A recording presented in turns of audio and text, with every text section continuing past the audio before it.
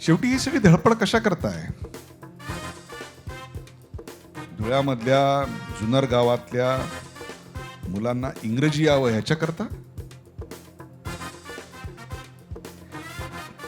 ही मुलं इंग्रजी बोलतील, शिकतील, गाव सोडतील, औरंगाबादला येतील, पुण्याला येतील, मुंबईला येतील. What is it that you are trying to do? काय ट्रान्सफॉर्मेशनचं स्वरूप आहे? काय चित्र काय आहे समाजाचं या समोर?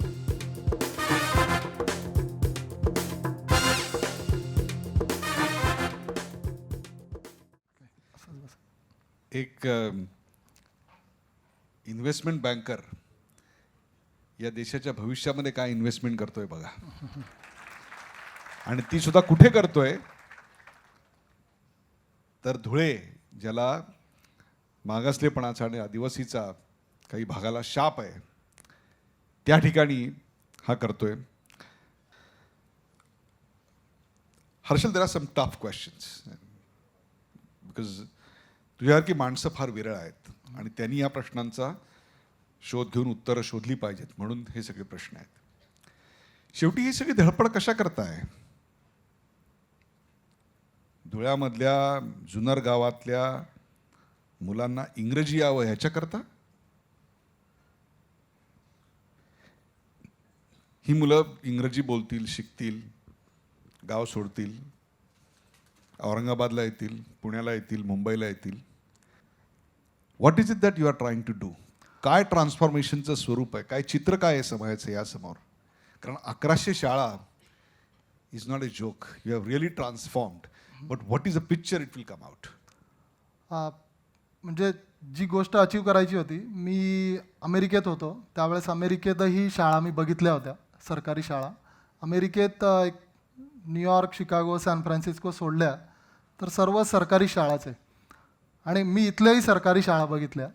अमेरिकेत सरकारी म्हणजे शाळा चांगली असते तर त्या हिशोबाने त्या एरियामधले घरं महाग असतात. आणि आपल्याकडे सरकारी शाळांमध्ये कोणी मुलांना पाठवत नाही.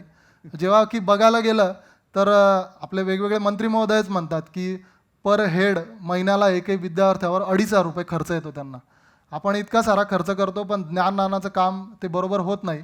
आणि त्याच्या पाठीमागे एकच कारण आहे की त्या शाळेला ना पालक सिरियसली घेत, ना शिक्षक सिरियसली घेत. हा उपक्रम डिजिटल हे एक निमित्त होतं.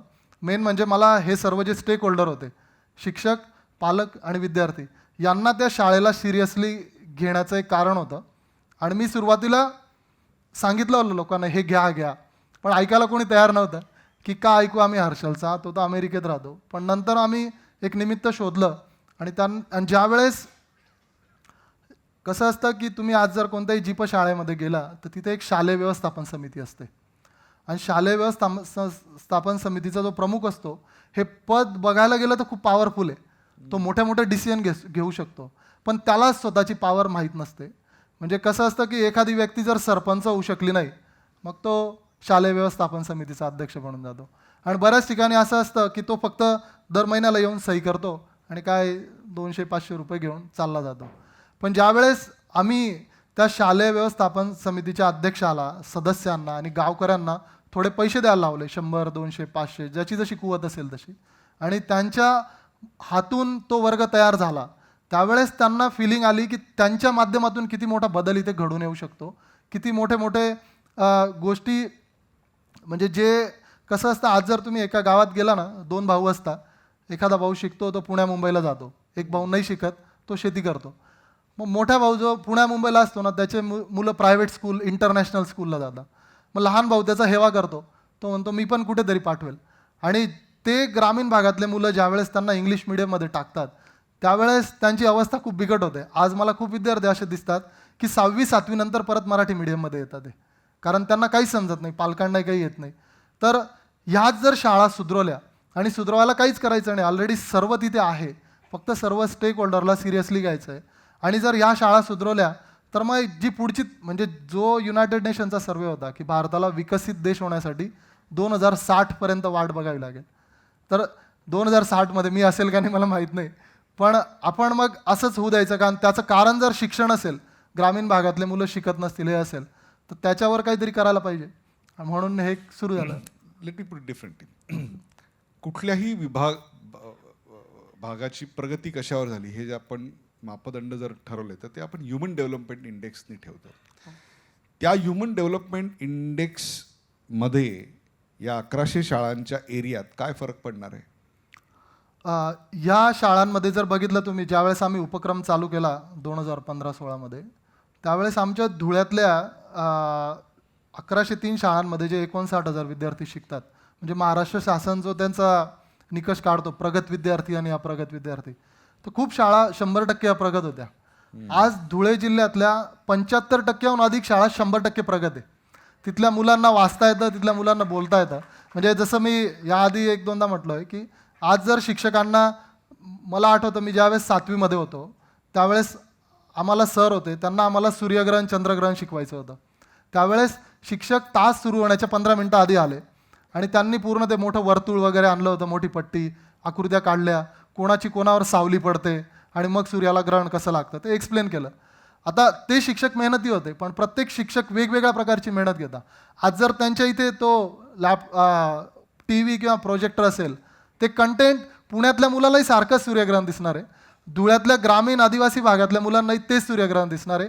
आणि जर ते समजलं नाही तर ते परत रिपीट करता येतं किंवा ते 3D मध्ये दिसणार आहे. म्हणजे आज जो अमेरिकेमध्ये खान अकॅडमी कन्सेप्ट जो हिट झाला, जो सलमान खान सर्वांचा एकदम खूप मोठा हे बनला, म्हणजे तर इथे सलमान खान बनण्याची नाही, पण त्याच दर्जाचं शिक्षण, म्हणजे यांनी किती दिवस वंचित राहावं आदिवासी भागातल्या मुलांनी चांगल्या दर्जाचं शिक्षण भेटण्यासाठी. इथे जे ग्रहण लागलेलं आहे ना, ते ग्रहण गरिबीचं आहे आणि अंधश्रद्धेचं आहे. या 1100 शाळांच्या एरियात या 2 रोगांवर काय मात केली? एक जी महत्त्वाची गोष्ट आम्हाला आढळली, म्हणजे की बऱ्याच वेळेस शाळा सुरू होते 10 वाजेला आणि विद्यार्थी ती 12-12:30ला खिचडी वाटप होते किंवा काय उसळ भात, त्यावेळेस ते येतात चालले जातात. आता असं असतं, तुम्ही बऱ्याच नाही म्हणजे कमीत कमी 60% शाळांमध्ये जर जाल, तिथले 1, 2, 3 वर्ग डिजिटल झाले.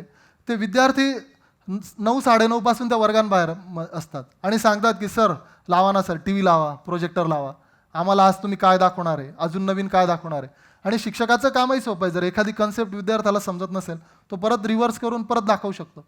आणि नॉट ओन्ली दॅट, आता जे वेगवेगळे एक्सपेरिमेंट होतात ते, म्हणजे फॉरेनचे शिक्षक आमच्या शिक्षकांना विद्यार्थ्यांना शिकवतात ते, तो उपक्रम सुरू करण्याआधी दिवाळीच्या सुट्ट्यांमध्ये बऱ्याच शिक्षकांची इंग्लिश स्पीकिंगची ट्रेनिंग घेण्यात आली की स्वतःच्या शाळेला, स्वतःच्या गावाला, स्वतःच्या विद्यार्थ्यांना इंट्रोड्यूस कसं करायचं. म्हणजे अदरवाईज हे शिक्षक कधी गेले असते इंग्लिश शिकायला, तर त्यांनाही याच्यात इंटरेस्ट होतो. आणि काय असतं बघा, आज आपण एखाद्या कॉर्पोरेटमध्ये काम करतो, आपलं दरवर्षी अप्रेझल होतं, त्या बेसिसवर आपलं इन्क्रीमेंट किंवा प्रमोशन होतं. ग्रामीण भागात ज्यावेळेस सरकारी नोकर काम करतात ना शिक्षक, त्यांना बघणारं असं कोणी नसतं, त्यांना कोणी अप्रेझल देणार नसतं ना, त्यांना इन्क्रीमेंट प्रमोशन जो वेतन आयोग लागतो त्याच्यानुसार होतं. पण ज्यावेळेस एक हर्षल येतो आणि तो काहीतरी करतो आणि त्याच्यानंतर तो वेगवेगळ्या व्यासपीठांवर त्यांचे सत्कार घडवून आणतो, त्यावेळेस मग त्यांच्यातले म्हणतात नाही आता आम्ही पण काहीतरी नवीन करून दाखवतो, म्हणजे आमचाही कुठेतरी सत्कार होईल. आणि असं करत करत या शिक्षकांमध्ये हेल्दी कॉम्पिटिशन लागते. म्हणजे आज एक शिक्षक होता एका शाळेमध्ये, तो ज्यावेळेस त्याची बदली झाली त्या शाळेमध्ये, जिल्हा परिषद शाळा घाणेगाव, बरोबर, त्या शाळेमध्ये त्याचं जे पहिलं चॅलेंज होतं की शाळेच्या मागच्या दारी, म्हणजे मागच्या खूप मोठं पटांगण होतं, तिथे लोक टॉयलेटला यायचे.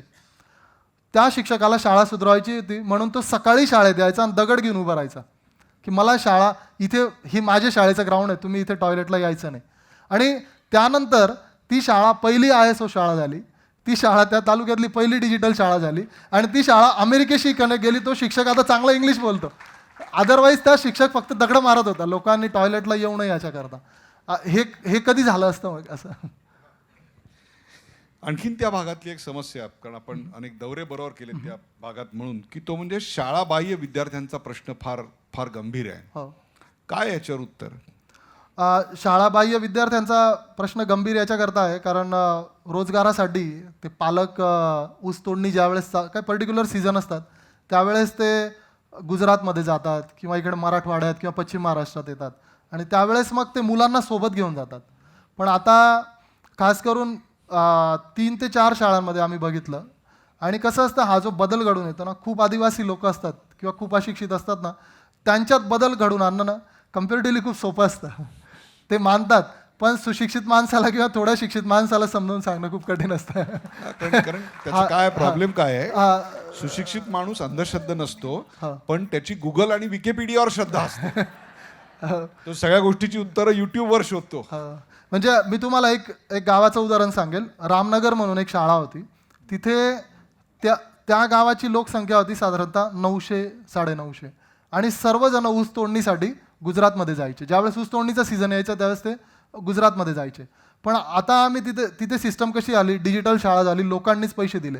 आणि एक त्या गावात ना एक अशी सिस्टम होती की एक लीडर होता त्यांचा, आणि तो लीडर कोणालाच आवडत नाही, असं होतं त्या गावामध्ये. दरवेळेस तो लीडर व्हायचा, तो कोणाला आवडायचा नाही. आणि मग आम्ही तिथे एक नियम बनवला की जर तुम्ही तुमच्या मुलाला सोबत घेऊन जाल, मुलाला किंवा मुलीला, तर त्या लीडरला तुम्हाला 5,000 रुपये द्यावे लागतील.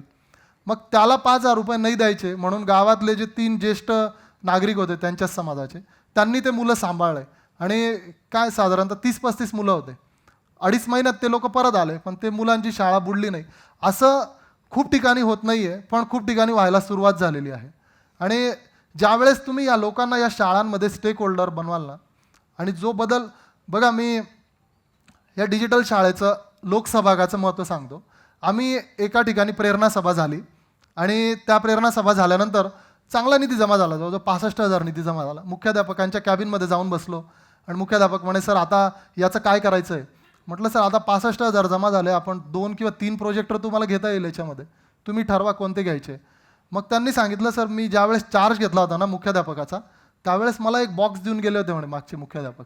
मग त्यांनी तो कपाट उघडलं आणि वरून तो बॉक्स काढला. म्हटलं, हाच तर प्रोजेक्टर आहे, याच्यासाठीच तर खटाटोप आहे.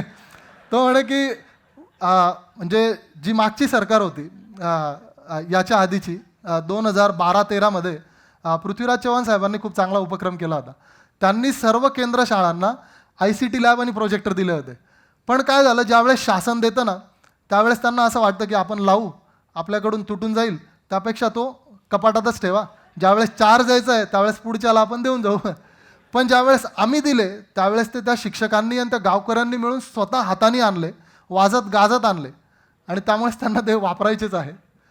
कुठल्याही देशाची प्रगती कशावर अवलंबून असते, तर त्या देशातल्या मनुष्यबळाची गुणवत्ता नेमकी काय आहे, त्या देशात दारिद्र्यरेषेखाली किती लोक राहतात, त्याहीपेक्षा सुद्धा त्या देशामध्ये ज्ञानार्जन करणाऱ्या विद्यार्थ्यांची, शाळाबाह्य विद्यार्थ्यांची संख्येचं प्रमाण नेमकं काय आहे. आपल्या देशाला एक अर्थसंकल्प असतो, परंतु तरुण होत जाणाऱ्या देशाला जर खरा हवा असेल तर अर्थसंकल्पा इतकाच दरवर्षी असा ज्ञानसंकल्प होणं देखील गरजेचं आहे. आणि म्हणूनच हर्षल विभांडिक याचं असणं हे मला अतिशय आशादायी अशाकरता वाटतं की हा देश बर्बाद आहे, याचे तुकडे झाले पाहिजे, तिथे काहीच चांगलं नाही, इथे सरकार चांगलं नाही, इथे केंद्रीय मंत्री चांगले नाहीत, इथे मुख्यमंत्री चांगले नाहीत, असं सगळीकडे बोंबाबोंब चाललेली असताना, असे अनेक कन्हैया तुमच्या आमच्या बाजूला असताना, एक कोणीतरी धुळ्याच्या जवळ एका खेडेगावात परदेशातनं येऊन एक कृष्ण मुलांना घेऊन बसतोय आणि तिकडे एक डिजिटल शाळा उभी करतोय. आणि त्या बघता बघता त्या एका शाळेची लागण आता 1100 शाळात झाली आहे. खऱ्या अर्थाने देश बदल रहा है. ज्या कोणाला यात कॉन्ट्रीब्यूट करायचं असेल त्यांनी कृपा करून हर्षलला नंतर भेटा. शाळा सोलर करण्याचा खर्च हा 2-4 व्यक्ती जर एकत्र आल्या तर त्यांच्या आवाक्यातला आहे.